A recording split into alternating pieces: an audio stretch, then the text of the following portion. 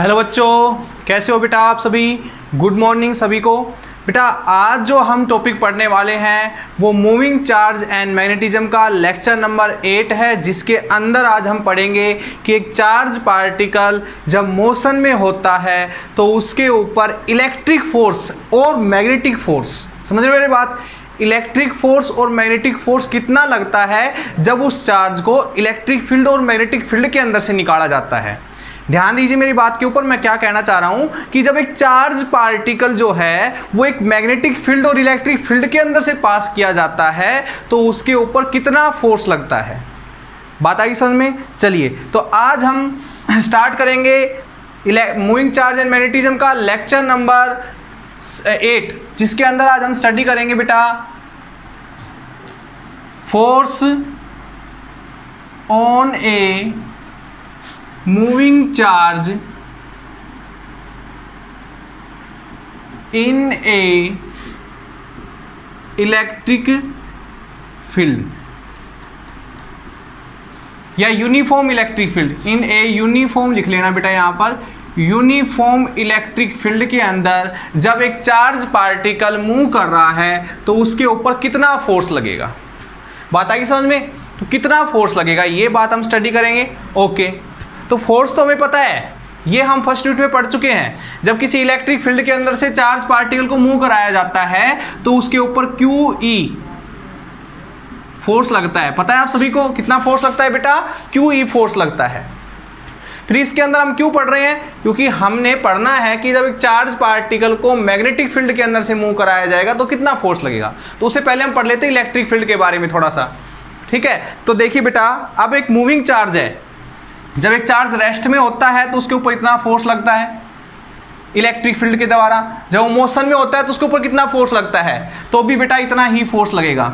यानी कि electric field जब चार्ज मोशन में है तब भी इतना ही फोर्स लगाती है और जब चार्ज रेस्ट में है तब भी इतना ही फोर्स लगाती है। तो इलेक्ट्रिक फील्ड की बात करेंगे आज हम। पहले बेटा हमें इलेक्ट्रिक फील्ड अप्लाई करने के लिए क्या कॉन्सेप्ट यूज करते हैं हमेशा, पता है सभी को।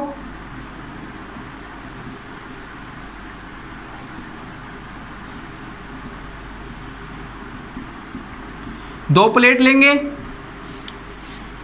दोनों, इस प्लेट के ऊपर नेगेटिव चार्ज, इस प्लेट के ऊपर पॉजिटिव चार्ज, जिसकी वजह से क्या होगा, एक यूनिफॉर्म इलेक्ट्रिक फील्ड आपके पास यहां से हम अप्लाई कर रहे होंगे, ठीक है। यहां पर एक इलेक्ट्रिक फील्ड होगा, बीच में कितना होगा, हम मान लेते हैं E इलेक्ट्रिक फील्ड बेटा हमने यहां पर अप्लाई किया। पता है इलेक्ट्रिक फील्ड की डायरेक्शन पॉजिटिव टू नेगेटिव। चलिए अब देखिए बेटा, यहां पर सामने एक स्क्रीन लगा देते हैं। क्या लगा दी हमने, यहां पर सामने एक स्क्रीन लगा दी। ओके चलिए, अब एक चार्ज पार्टिकल यहां से छोड़ा जाता है, एक पॉजिटिव चार्ज लेते हैं Q चार्ज पार्टिकल यहां से भेजा जाता है विद वेलोसिटी V। क्या है V, क्या है बेटा, वेलोसिटी ऑफ चार्ज पार्टिकल। जो चार्ज पार्टिकल आप लेके चल रहे हो उसकी वेलोसिटी क्या है बेटा, V मान ली हमने। ओके, और Q क्या है, उस चार्ज के ऊपर कितना चार्ज है वो आपके पास हमने Q से नोट कर लिया। देखिए बेटा, अब इस चार्ज को इधर मूव कराया जाता है तो ये चार्ज अगर इलेक्ट्रिक फील्ड नहीं है तो ये चार्ज कैसे जाएगा, बिल्कुल सीधा जाएगा और इस स्क्रीन से टकरा जाएगा। यहां पर हमने पता लगेगा भाई ये चार्ज पार्टिकल जो आया ये यहाँ पर टकराया है, यहाँ पर कोई ग्लो या किसी भी तरीके का यहाँ पर एक चमकदार कुछ हिस्सा हमें प्रोड्यूस होगा, जैसे चार्ज पार्टिकल इसके ऊपर टकराएगा बेटा। ओके, ये चीज समझ में आ गई। ओके, अब आगे देखिए, अगर इलेक्ट्रिक फील्ड अप्लाई करते हैं तो कैसा देखने को मिलेगा। ये चार्ज पार्टिकल जाएगा बेटा, यहां तक तो बिल्कुल सीधा ही जाएगा, बिल्कुल ऐसे इसी रास्ते से जाएगा, लेकिन जैसे ही इलेक्ट्रिक फील्ड में एंटर करेगा तो क्या होगा, पॉजिटिव चार्ज है तो नेगेटिव प्लेट की तरफ ऐसे मूव करने लगेगा बेटा और ये यहां पर जाके टकराएगा। बहुत तेज ज़्यादा स्पीड है इसकी, इसलिए नेगेटिव प्लेट से नहीं भिड़ पाया, लेकिन नेगेटिव प्लेट की तरफ मुड़ने की इसने पूरी कोशिश की और यहां पर जाके टकरा गया ये, ठीक है। ये पॉइंट O है, ये A से चला, लेकिन जैसे ही इलेक्ट्रिक फील्ड अप्लाई करते हो तो B पे जाके बेटा ये टकराता है। तो कुछ इस तरीके से आपको देखने को यहां पर मिलेगा। ठीक है बेटा, ऐसी स्ट्रक्चर आपको देखने को मिलेगी, यानी कि चार्ज पार्टिकल जब चल रहा है तो इलेक्ट्रिक फील्ड उसके ऊपर फोर्स लगाता है, जिसकी वजह से वो अपने रास्ते से, अपने पाथ से डाइवर्ट हो जाता है और बी पॉइंट पर स्क्रीन के ऊपर जाके टकराता है। यह है बेटा स्क्रीन। ओके, तो स्क्रीन के ऊपर जाके बेटा ये टकराएगा, ध्यान दिया आपने। अब देखिए आगे, अब आगे देखिए बेटा कितना फोर्स इसके ऊपर लगा। मैंने कहा कि चार्ज पार्टिकल जब रेस्ट में है या मोशन में है तो फोर्स कितना लगेगा इस चार्ज के ऊपर इलेक्ट्रिक फील्ड के द्वारा, इतना। तो फोर्स तो हमें मिल गया, ठीक है। अब देखिए, क्या मैं इसको एक्स एक्सिस और इसको वाई एक्सिस मान लूं? ये जो आपके पास वर्टिकल हिस्सा है इसको हमेशा वाई एक्सिस मानते हैं, तो ये तो है बेटा हमारी एक्स एक्सिस। तो इलेक्ट्रिक फील्ड में जब एंटर किया, ये यहां से इलेक्ट्रिक फील्ड मान लो शुरू हुआ इस लाइन से, और इस लाइन पे इलेक्ट्रिक फील्ड खत्म हो गया, यानी कि हमने इतनी दूरी में इलेक्ट्रिक फील्ड अप्लाई किया हुआ था। एक्स एक्सिस के डिस्टेंस के अकॉर्डिंग देखें तो हमने एक्स डिस्टेंस के अंदर क्या अप्लाई किया हुआ था बेटा, इलेक्ट्रिक फील्ड अप्लाई किया हुआ था। इस एक्स डिस्टेंस के अंदर से जब ये निकला तो इसके ऊपर फोर्स लगा, पॉजिटिव चार्ज था, नेगेटिव प्लेट की तरफ मुड़ेगा, लेकिन ये ज़्यादा स्पीड होने की वजह से इस प्लेट से नहीं टकराया, स्क्रीन के ऊपर जाके टकराया, ये मान सकते हैं। ओके, अज्यूम करके चल रहे हैं यहाँ से, ठीक है बेटा। अच्छा, जब ये चल रहा था तो इलेक्ट्रिक फील्ड की वजह से किधर डाइवर्ट हो रहा था, वाई एक्सिस की तरफ, है ना। तो मैं कहूँ कि यहाँ से अगर इसका ओरिजिनल पाथ देखें तो ये है, और इलेक्ट्रिक फील्ड के अंदर अंदर देखें तो इसका ओरिजिनल पाथ से कितना डाइवर्ट हो गया बेटा, ये इतना डाइवर्ट हो गया, जिसको हम मान लेते हैं वाई। ठीक है बेटा, क्या मान लेते हैं इसको, वाई। तो यानी कि एक्स एक्सिस के अलोंग एक्स डिस्टेंस कवर करने के लिए जब इलेक्ट्रिक फील्ड के अंदर इसको मूव कराया जाता है तो ये अपने पाथ से वाई एक्सिस की तरफ वाई डिस्प्लेसमेंट क्रिएट कर लेता है बेटा, वाई डिस्प्लेस्ड कवर कर लेता है अपने ओरिजिनल पाथ से वाई एक्सिस की तरफ, वाई हाइट के ऊपर मूव कर जाता है। ठीक है बेटा, ये मान सकते हो। चलिए, समझ में आ गई बात बेटा यहाँ से। अच्छा, अब एक चीज और है, हमने तो इसको किसकी तरफ वेलोसिटी दी थी, एक्स एक्सिस की तरफ, बट ये जा किधर रहा है, वाई एक्सिस की तरफ। यानी कि ये अब इस तरीके से चल रहा है कि इसका डिस्प्लेसमेंट एक्स एक्सिस के अलोंग भी हो रहा है और साथ साथ वाई एक्सिस के अलोंग भी हो रहा है। ठीक है ना, देखो एक्स एक्सिस के अलोंग भी ये जा रहा है, भाई एक्स एक्सिस तो इधर जा ही रहा है ये, ओके, जिसकी कितनी वेलोसिटी की वजह से, वी वेलोसिटी की वजह से। लेकिन वाई एक्सिस की तरफ तो हमने वेलोसिटी नहीं दी थी ना, तो ये ऊपर की तरफ वाई एक्सिस की तरफ मोशन कहां से आया इसको, तो बेटा इस फोर्स ने, इलेक्ट्रिक फोर्स ने, क्यू ई ने इसको, इसके ऊपर फोर्स लगाया, इलेक्ट्रिक फील्ड ने इसके ऊपर फोर्स लगाया क्यू ई, जिसकी वजह से वाई की तरफ डिस्प्लेसमेंट होने लगा, यानी कि वाई की तरफ इसको वेलोसिटी मिलने लगी। कितनी वेलोसिटी मिली इसको हम डिस्कस करेंगे, लेकिन एक बात क्लियर है यहाँ से कि हमने देखा कि ये एक्स एक्सिस की तरफ तो कांस्टेंट वेलोसिटी से मूव करता, जितनी हम दे देते उतनी वेलोसिटी से जा रहा था, लेकिन वाई एक्सिस की तरफ हमने वेलोसिटी भी नहीं दी इसको, फिर भी ये कुछ ना कुछ वेलोसिटी गेन कर लेता है वाई एक्सिस की तरफ from the force Q E से। ओके बेटा, तो यहां से इसको हम ये कह सकते हैं कि जो फोर्स F लग रहा है, ठीक है, तो वाई एक्सिस की तरफ उसको जीरो से वेलोसिटी कुछ ना कुछ मिलती है, तो उसके अंदर एक्सेलरेशन होगा, तो F की जगह m a रख ले। m क्या है, इस चार्ज का मास, a क्या है, जो इसने वाई एक्सिस की तरफ एक्सेलरेशन गेन किया है वाई एक्सिस की तरफ। ठीक है, तो यहां से क्यू ई, तो a की वैल्यू कितनी आ गई, क्यू ई बाई एम। ठीक है, जो ये वाई एक्सिस की तरफ का एक्सेलरेशन है इसको ये मिला। ठीक है, ये जो एक्सेलरेशन है वाई एक्सिस के अलोंग है बेटा, ये बात याद रखिएगा। ठीक है, बात आई समझ में बेटा सभी को। चलिए अब आगे देखिए, अब हमने दो तरीके के मोशन देखने को मिल रहे हैं यहाँ पर। ठीक है, अलोंग द एक्स एक्सिस भी, displacement along the X axis भी हो रहा है और displacement along the Y axis भी हो रहा है। तो पहले हम बात कर लेते हैं अलोंग एक्स एक्सिस। पहला motion along X axis, X axis के अलोंग की मोशन की बात कर लेते हैं। तो S is equals to U T plus half A T square, ये इक्वेशन ऑफ मोशन होती है बेटा, इसके बारे में आप सभी जानते ही हो। चलिए, u क्या है बेटा, एक्स एक्सिस के अलोंग वेलोसिटी। जब इस इलेक्ट्रिक फील्ड में एंटर किया था तो उस टाइम इसकी वेलोसिटी हमने कितनी देख के भेजी थी इसको, v। तो इनिशियल वेलोसिटी कितनी थी इसकी, v। टाइम कितना लगा बेटा इसको, यहां से यहां तक का distance along the X axis की बात कर रहे हैं, चलो t टाइम लगा इसको। ठीक है, okay, plus half along the X axis, तो इसकी वेलोसिटी चेंज हो ही नहीं रही, क्योंकि जब तक फोर्स लगेगा नहीं, जब तक एक्सेलरेशन आएगा कहां से, तो एक्स एक्सिस के अलोंग तो कोई फोर्स लग ही नहीं रहा। ठीक है बेटा। तो यहाँ से एक्सेलेरेशन 0 है, तो 0 इंटू टी स्क्वायर, तो एस की वैल्यू आ गई बेटा। एस क्या है?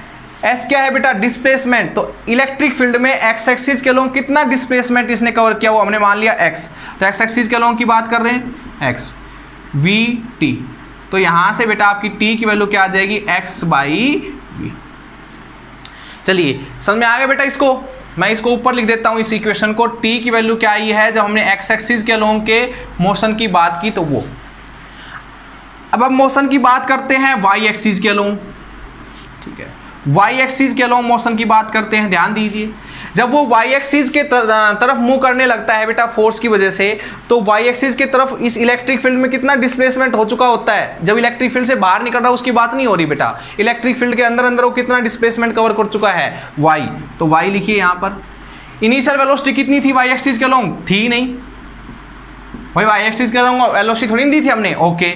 लेकिन वेलोसिटी मिल जाती है उसको, वेलोसिटी धीरे धीरे बढ़ती है उसकी इस फोर्स की वजह से, इसलिए एक्सेलेरेशन आ जाता है। एक्सेलेरेशन यहाँ पर ये है हमारे पास ए वाई टी स्क्वायर। टाइम तो इतना डिस्प्लेसमेंट कवर करने के लिए, यहाँ से यहाँ तक इतना टाइम लगा, तो इतना डिस्प्लेसमेंट कवर करने के लिए वाई के अलोंग भी इतना ही बेटा टाइम लगेगा टी, ठीक है बेटा। तो यहाँ से Y is equals to A half A Y T square, ठीक है बेटा। अब मैं इसको साफ कर दूं, यहां पर लिख रहा हूं, देखिए मैं। तो y इज इक्वल्स टू 1/2, जो ए वाई की वैल्यू आई थी वो क्या थी बेटा? Q E by M. T की वैल्यू क्या है? x बाई वी, निकाल चुके हैं उसका स्क्वायर।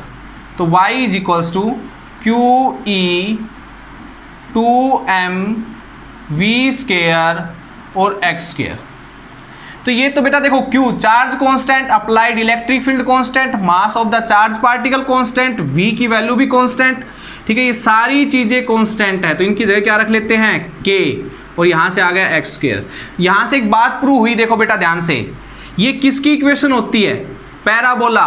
अगर आपको पता है तो पैराबोला की इक्वेशन क्या होती है? y, अगर आपको ध्यान हो तो ऐसा होता है X square is equals to 4ay। ये 4a तो क्या है? कोई कांस्टेंट है, तो इसको तो कांस्टेंट मान लीजिए। कुल मिला के ये कह सकते हो X square is directly proportional to y होता है। तो यहां से भी तो यही आ रहा है, X square is directly proportional to y square. इससे एक बात प्रूव हो गई कि जब किसी चार्ज पार्टिकल को इलेक्ट्रिक फील्ड के अंदर से मूव कराया जाता है तो उसका जो पाथ होता है वो पैराबोलिक पाथ होता है बेटा। यानी कि जिस तरीके से ये मुड़ा है, ये रास्ता जो है पैराबोलिक पाथ की तरह है बेटा, ठीक है। तो यहां से ये इस इक्वेशन ने प्रूव कर दिया कि this path is in the form of parabolic path, ठीक है बेटा। जैसे कि पत्थर फेंकते हो ना आप, भाई अगर नेगेटिव चार्ज होता तो ये किधर आता? नीचे की साइड। जैसे पत्थर फेंकते हो, पत्थर ऐसे ही तो जाता है। उस जो पत्थर फेंकते हैं उसको कैसा पाथ बोलते हैं बेटा? हम पैराबोलिक पाथ बोलते हैं, ओके। चलिए आ गया समझ में? तो ये था बेटा हमारे पास force on a moving charge in an electric field, okay. साफ कर दूं मैं इसको, साफ कर देता हूं मैं इसको, देखिए स्क्रीनशॉट ले लीजिए बेटा।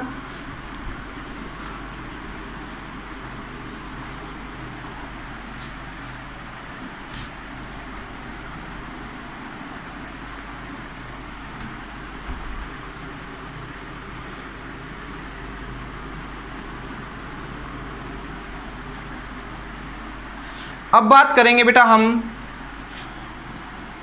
Force on a charge particle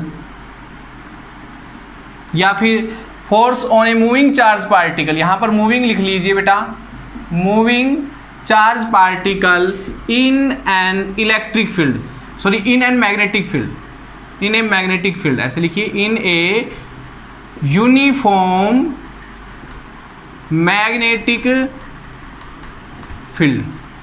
uniform magnetic field के अंदर चार्ज के ऊपर कितना फोर्स लगेगा? कैसा चार्ज? Moving charge. ये बात ध्यान रखिएगा, ये सबसे इंपॉर्टेंट बात बताने जा रहा हूं बेटा मैं, कि जब भी चार्ज रेस्ट में है ना, जब भी चार्ज रेस्ट में है तो मैग्नेटिक फील्ड उसके ऊपर कोई फोर्स नहीं लगाता।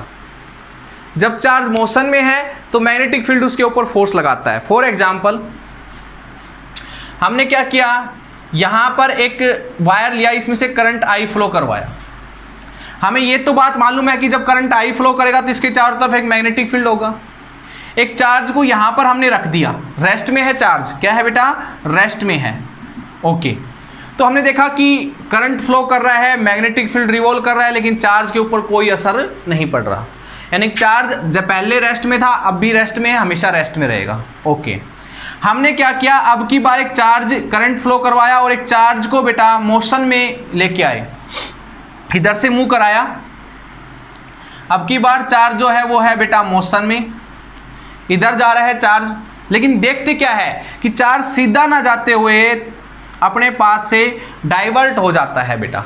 इसका मीनिंग जब चार्ज रेस्ट में था तो इस इलेक्ट्रिक करंट का उसके ऊपर कोई इफेक्ट नहीं था, ठीक है, यानी कि इसके द्वारा जनरेट किए गए मैग्नेटिक फील्ड का कोई इफेक्ट नहीं था बेटा।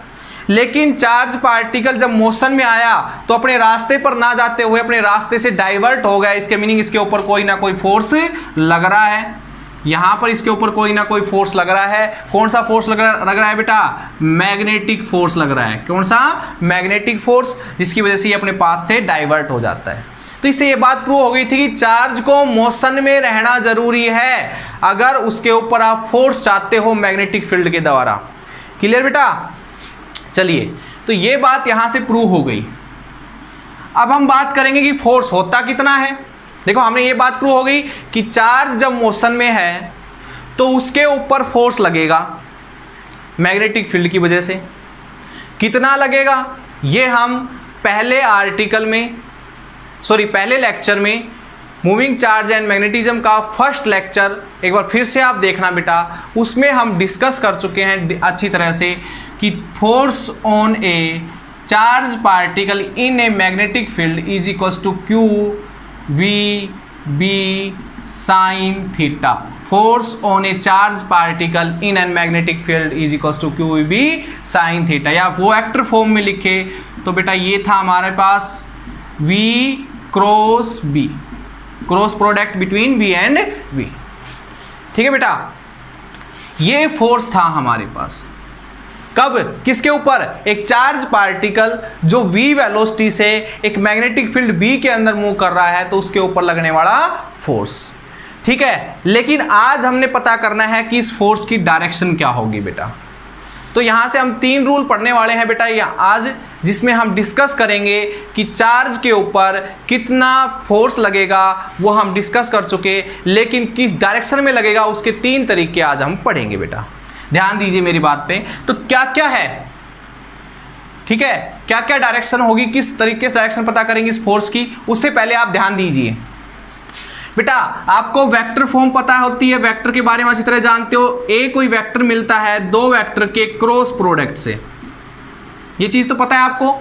जब 2 वेक्टर का क्रॉस प्रोडक्ट करते हैं तो हमेशा एक वेक्टर क्वांटिटी मिलती है।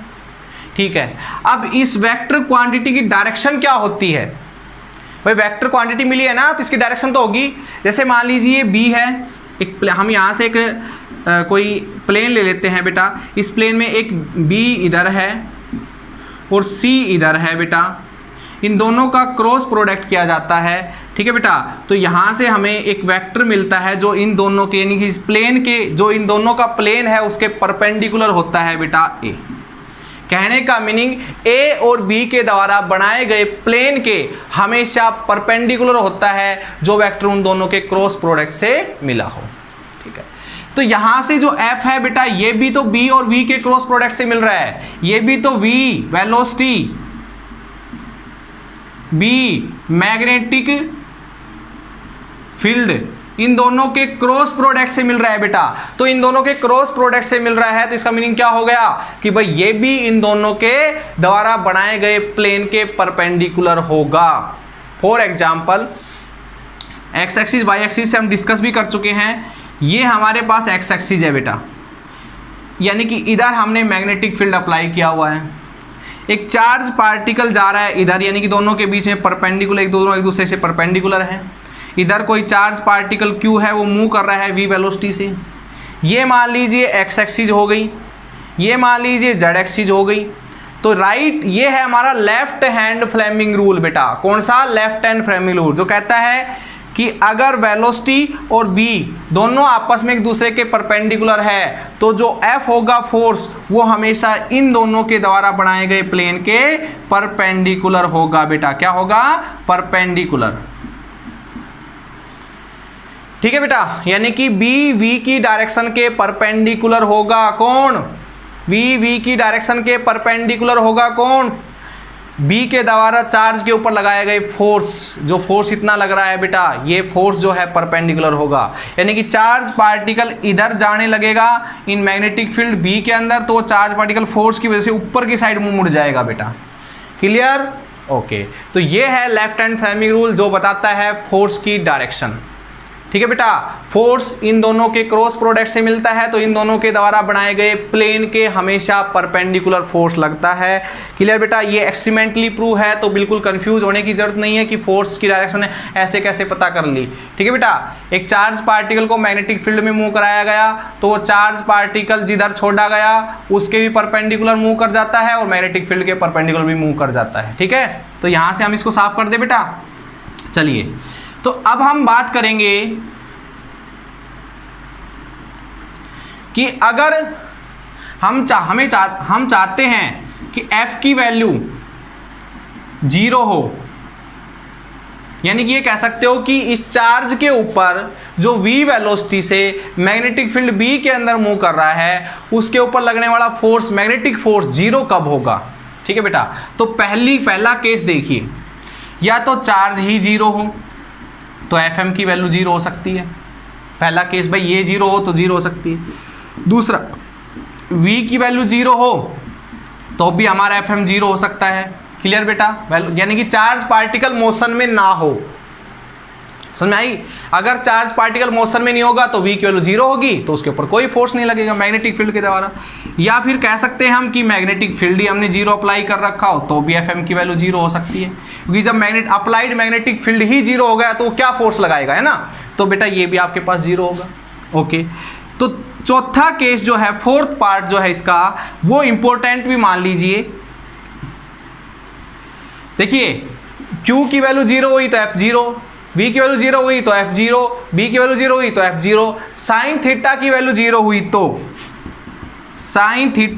0 हुई तो भी आपके पास Fm की वैल्यू 0 होगी। और साइन थीटा 0 कब होगा? जब थीटा या तो 0 डिग्री या 180 डिग्री हो तो। यानी कि ये कह सकते हो कि जिधर आपने मैग्नेटिक फील्ड अप्लाई किया हुआ है उधर ही आपका चार्ज पार्टिकल छोड़ा जाए, यानी कि कह सकते हो कि चार्ज पार्टिकल के मोशन की डायरेक्शन और अप्लाइड मैग्नेटिक फील्ड की डायरेक्शन अगर सेम हो तो एंगल दोनों के बीच में 0 डिग्री होगा B और V के बीच में, तो आपके पास फोर्स भी नहीं लगेगा। बात आ गई समझ में बेटा? यानी कि अगर B की वैल्यू अप्लाइड मैग्नेटिक फील्ड और motion of charge particle same direction में तो कोई फोर्स नहीं लगेगा बेटा। क्लियर? कोई फोर्स नहीं लगेगा। दूसरा, अगर आपके पास मैग्नेटिक फील्ड इधर और चार्ज पार्टिकल इधर जा रहा है, यानी कि एंगल 180 डिग्री का है B और V के बीच में, तो भी फोर्स बेटा क्या होगा? 0। बात आ गई समझ बेटा सभी को? क्लियर ये चीज? तो इस दोनों केस के अंदर, इन चारों केस के अंदर फोर्स हमने देखा कि कब कब 0 हो सकता है। मैग्नेटिक फोर्स कब कब बेटा 0 हो सकता है। क्लियर? ओके, ध्यान दीजिए आगे। ये केस हमने पढ़ लिया। अब हम पढ़ते हैं फोर्स की डायरेक्शन क्या होगी। तो इसके लिए हम 4 रूल बेटा आपको बताएंगे, 3 रूल आज हम डिस्कस करेंगे। 3 रूल से हम पता करने की कोशिश करेंगे कि फोर्स की डायरेक्शन क्या होती है। ठीक है?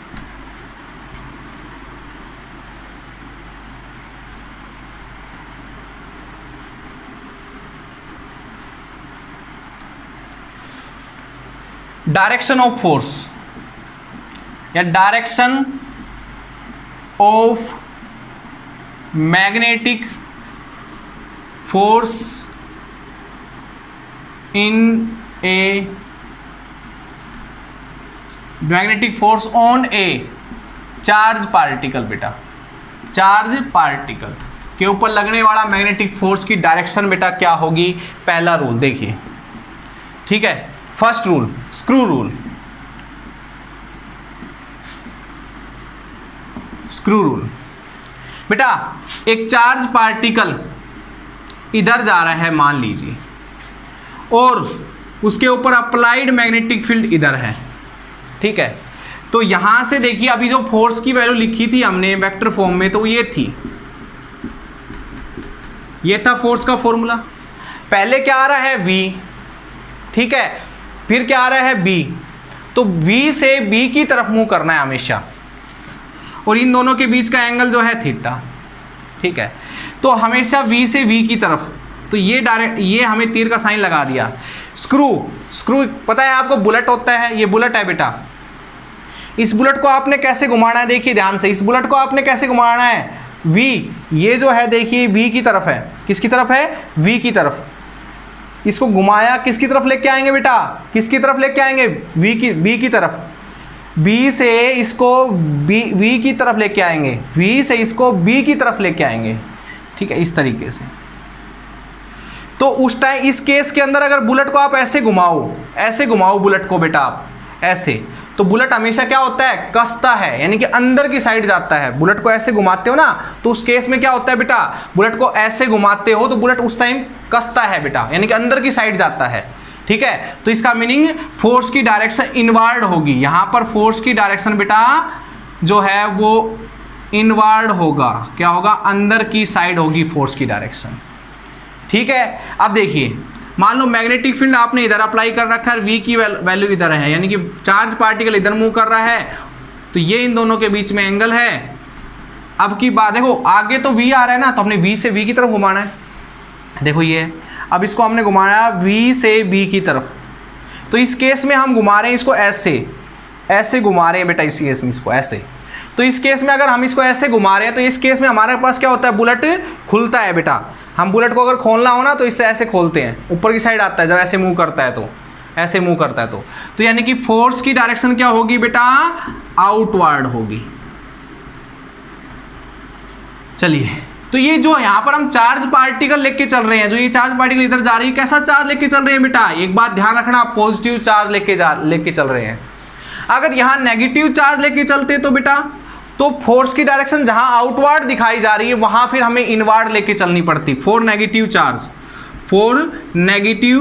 चार्ज। इस केस में फोर्स की डायरेक्शन आउटवर्ड इनवर्ड होती बेटा, और फॉर नेगेटिव चार्ज इस केस में बेटा फोर्स की डायरेक्शन आउटवर्ड होती, क्योंकि चार्ज बदल गया, चार्ज का नेचर बदल गया, तो सीधी बात है फोर्स की डायरेक्शन तो बदलनी है, ठीक है। तो फोर्स बेटा इस रूल से आप पता कर सकते हो, देखो ये हमारे पास है कि हम V से B की तरफ जा रहे हैं, V से V की तरफ जा रहे हैं तो फोर्स होगा आउटवर्ड, और B से V की तरफ जाएंगे तो फोर्स होगा इनवर्ड। यहाँ पर हम राइट हैंड थंब रूल भी लगा सकते हैं, राइट हैंड थंब रूल, ठीक है बेटा, राइट हैंड थंब रूल भी बेटा आप यहां से लगा सकते हो। क्लियर। चलिए दूसरा रूल पढ़ते हैं, ध्यान दीजिए, इसको साफ कर रहा हूं मैं। दूसरा रूल देखिए फोर्स की डायरेक्शन बताने का, left hand Fleming rule, left hand Fleming rule. Left hand Fleming rule बेटा, ये मेरा लेफ्ट हैंड है, देखिए लेफ्ट हैंड फ्लेमिंग रूल में 2 उंगलियां और अंगूठा ले रहा हूं, यानी कि थंब और 4 फिंगर मिडल फिंगर, ठीक है। तो देखिए ये अंगूठा है मेरा, ये मिडल फिंगर है, और ये जो है बेटा, सॉरी ये 4 फिंगर होगी बेटा, और ये थंब हो गया, और ये होगी बेटा मिडल फिंगर, ठीक है, मिडल फिंगर होगी। अब देखिए यहां पर जो ये वाली उंगली है जिसको हम 4 फिंगर बोल रहे हैं बेटा, क्या बोल रहे हैं, 4 फिंगर, तो इसको हम लेते हैं B के लिए, हमेशा किसके लिए लेके चलते हैं, B के लिए। और ये मिडल फिंगर है, ये V के लिए, यानी कि वेलोसिटी ऑफ चार्ज पार्टिकल जिस डायरेक्शन में चल रहा है। और ये अंगूठा अपने आप बता देगा कि जिधर होगा इन दोनों के परपेंडिकुलर होगा, म्यूचुअली परपेंडिकुलर, देखो ये अंगूठा म्यूचुअली परपेंडिकुलर है, तो ये बताएगा बेटा फोर्स की डायरेक्शन। तो ये है हमारा लेफ्ट हैंड फ्रेमिंग रूल, जो बताएगा एक चार्ज पार्टिकल v वेलोसिटी से मैग्नेटिक फील्ड में मूव करता है तो उसके ऊपर फोर्स किस डायरेक्शन में लगता है। और तीसरा रूल देखिए बेटा, थर्ड रूल देखिए, इसी का थर्ड रूल देखिए, right hand palm rule. Palm मतलब हथेली, हथेली नहीं होती बेटा, तो हथेली, palm rule, right hand palm rule. देखिए क्या कहता है राइट हैंड पाल्म रूल। मान लीजिए मैग्नेटिक फील्ड आपने इधर अप्लाई किया, ठीक है, मैग्नेटिक फील्ड आपने इधर अप्लाई कर रखा है, मान लो ऐसे मैग्नेटिक फील्ड अप्लाई कर रखा है बेटा आपने, ठीक है। इस केस में देखिएगा, और चार्ज पार्टिकल जो है वो आपका इधर जा रहा है बेटा v वेलोसिटी से, इधर से आके इधर जा रहा है। तो राइट हैंड पाल्म रूल देखिए, ये उंगलियां जो है आपकी,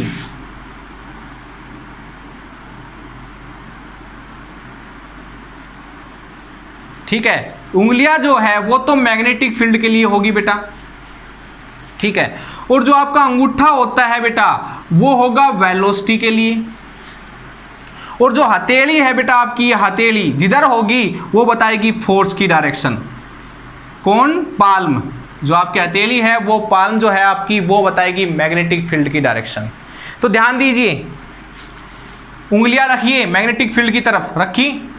अच्छा, अंगूठा किधर रखना है? जिधर चार्ज पार्टिकल चल रहा है, तो चार्ज पार्टिकल नीचे की तरफ, मूली आइए, हो गया। उंगलियां आप भी देखो मैग्नेटिक फील्ड की तरफ है, अंगूठा वेलोसिटी की तरफ है, तो आपके पास फोर्स लगेगा इस डायरेक्शन में बेटा, फोर्स लगेगा इस डायरेक्शन में, बाहर की साइड, ठीक है। यानी चार्ज पार्टिकल नीचे ना जाते हुए ऊपर की साइड आ जाएगा इधर, ठीक है बेटा, जब मैग्नेटिक फील्ड के अंदर एंटर करेगा वो, ठीक है। तो ये आ गया समझ में। अगर लेफ्ट हैंड फ्लेमिंग रूल से निकालने की कोशिश करें तो देखिए, magnetic field, velocity of the charge particle, तो फोर्स बाहर की साइड है ना। तो इस केस में आउटवर्ड डायरेक्शन में होगा बेटा फोर्स, फोर्स किधर होगा? आउटवर्ड, ठीक है। चलिए अब देखिए, मैग्नेटिक फील्ड आपने इधर अप्लाई किया मान लीजिए, और चार्ज पार्टिकल आपका v वेलोसिटी से इधर जा रहा है बेटा, तो लगाइए, ये देखिए, इधर देखिए उंगलियों की तरफ, क्या उंगलियां क्या है? मैग्नेटिक फील्ड की डायरेक्शन बता रही है। वेलोसिटी इधर है तो ऐसे घुमा दीजिए, ठीक है, तो फोर्स लगेगा अंदर की साइड, तो फोर्स लगेगा इनवर्ड, ठीक है बेटा। तो ये है आपके पास डायरेक्शन ऑफ फोर्सेस पता करने के 3 रूल बेटा, एक चार्ज पार्टिकल जब मैग्नेटिक फील्ड में मूव करता है। तो आज का लेक्चर यहीं पर बेटा हम समाप्त करते हैं। नेक्स्ट लेक्चर के अंदर हम डिस्कस करेंगे इसी के बारे में आगे, force on a moving charge particle in a magnetic field, ठीक है बेटा। तो ओके।